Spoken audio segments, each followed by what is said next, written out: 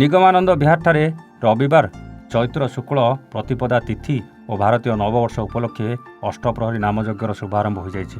ପଣ୍ଡିତ ଉତ୍ତମ ଆଚାର୍ଯ୍ୟଙ୍କ ପୌରୋହିତ୍ୟରେ କୁଞ୍ଜ ବିହାରୀ ଭୋଇ ସପତ୍ନୀଙ୍କ କର୍ତ୍ତା ଦାୟିତ୍ୱ ବହନ କରି ପୂଜାର୍ଚ୍ଚନା କରିଛନ୍ତି।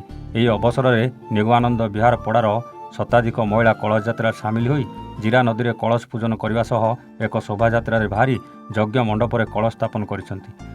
ପଡ଼ାବାସୀଙ୍କ ମିଳିତ ଉଦ୍ୟମରେ ରବିବାର ପବିତ୍ର ଚୈତ୍ର ଶୁକ୍ଳ ପ୍ରତିପଦାରେ ଏହି ନାମଯଜ୍ଞ ଆରମ୍ଭ ହୋଇ ଆଜି ଏହା ପୂର୍ଣ୍ଣାହୁତି ହୋଇଛି ବୋଲି ସ୍ଥାନୀୟ ସଂକୀର୍ତ୍ତନ ପରିଷଦର ସଭାପତି ବାଙ୍କି ବିହାରୀ ସାହୁ ସୂଚନା ପ୍ରଦାନ କରିଛନ୍ତି।